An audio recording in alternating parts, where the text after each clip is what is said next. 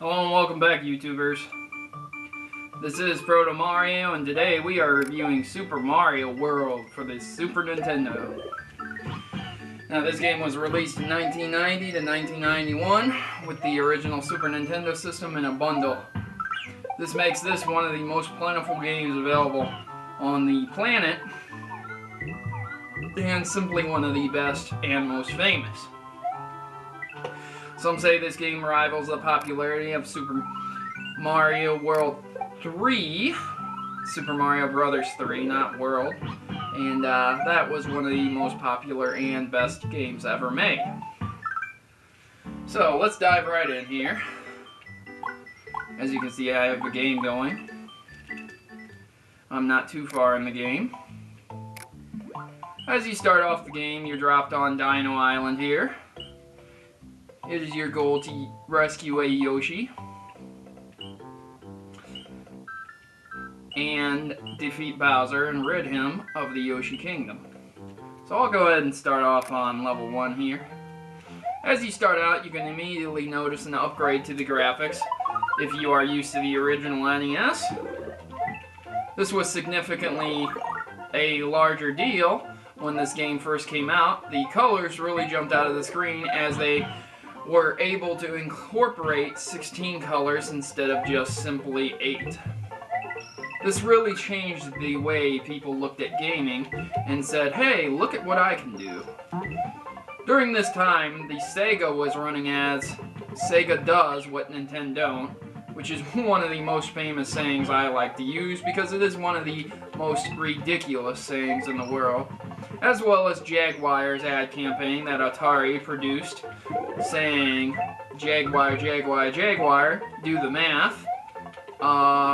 16 plus 16 equals 32, which one's better?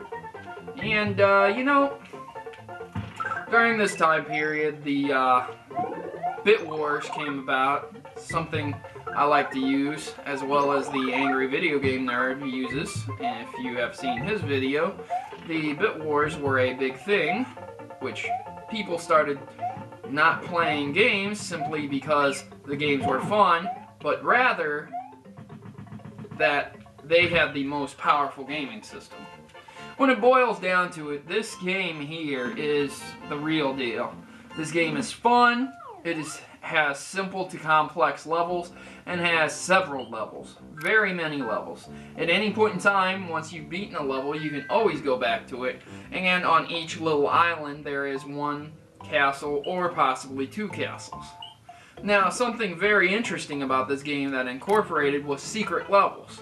Depending if you were able to find the secret level, the map would unlock that level and allow you to get a special bonus. Perhaps entering Star World, Fire Flower, or an alternative route to a new level. Something very nice that this game incorporated was that, as some games in the NES incorporated secrets, just not really that great of them. As the save system was coming about, this allows you to save your progress, which was a radical change in every Mario game. Up to this point, Mario 1, 2, and 3 did not work on a password system or a save system, and incorporating this led to Mario's success over Sonic the Hedgehog. Many people believe that Sonic the Hedgehog was a very popular character and very well produced. However, the save system was one thing that Mario had over Sonic, making him a better game for players to play. Many people either owned a Sega or a Super Nintendo during this time, and I'm not putting down either system. Personally, I own them both at some point or another, but if you own a Super Nintendo, you were able to save. With a Sega, more than likely you were not. Each game comes with a battery backup, and if you're having troubles with your battery backup, there are videos on YouTube explaining how to change out this battery backup. As you can see here, I've entered a bonus level.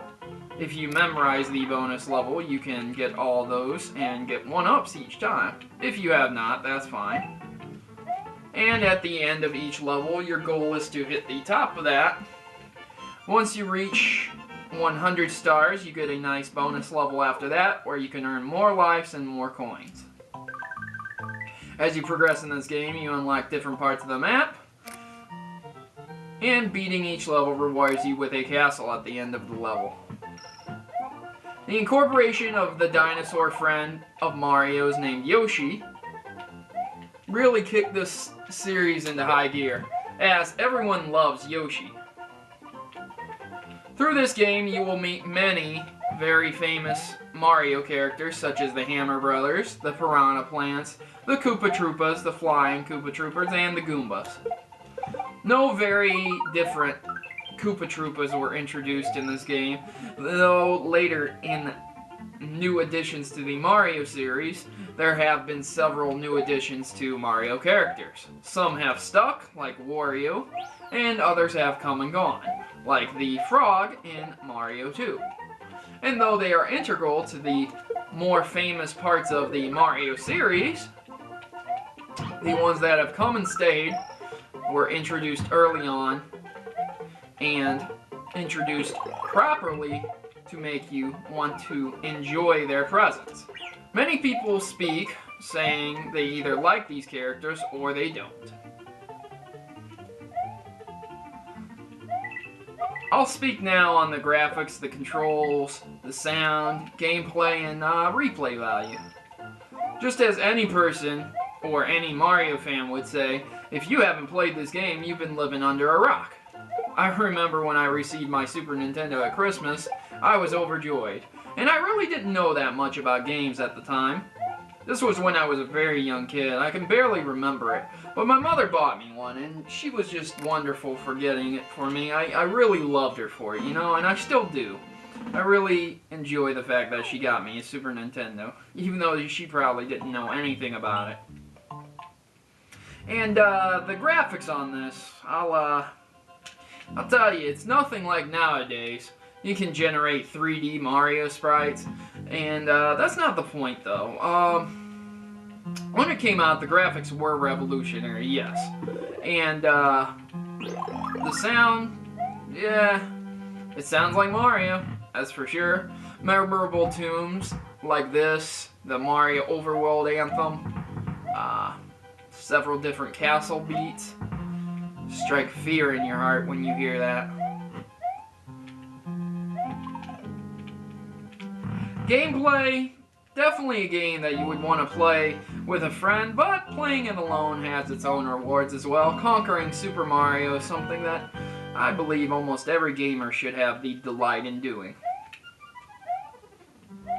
As Super Mario does incorporate many action-adventure aspects, it also includes puzzles.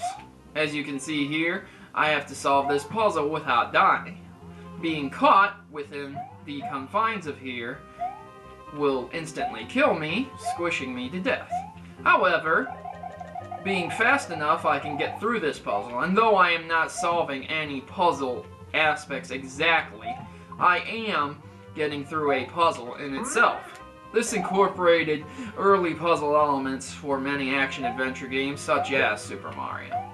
No longer was there just dodging bullets, but rather puzzles to get through in a certain amount of time. As the timer's on top, with my lives and my stars, you really had to get going rather than going slowly through the game. This timer was in other Mario games, but due to the length and the puzzles of the level, you kinda had to keep an eye on that clock or you would run out of time. Now, as for replay value, would you play this game over and over again? I don't know. That's up to you. Are you a Mario devout? Are you a Nintendo devout? That's on you. If you really enjoy this game, then you can play it over and over again. If you don't, then, hey, that's fine. There are newer game systems out there for you.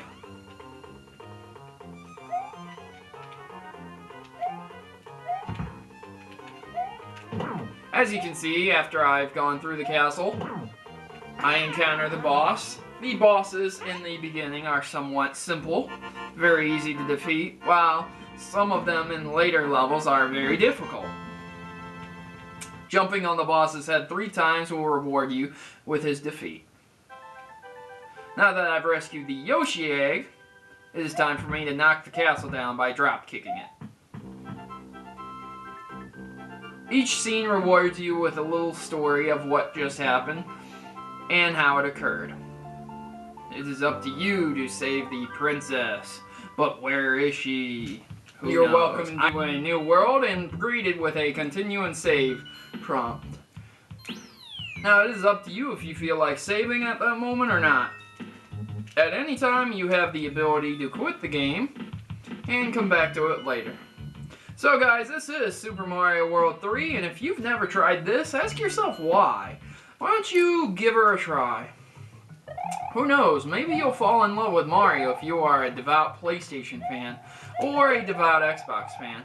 Maybe you should trace your roots back to what actually sparked off the systems to actually being a video game success rather than a plunder. This is Super Mario World for the Super Nintendo, and this is Protomario signing out.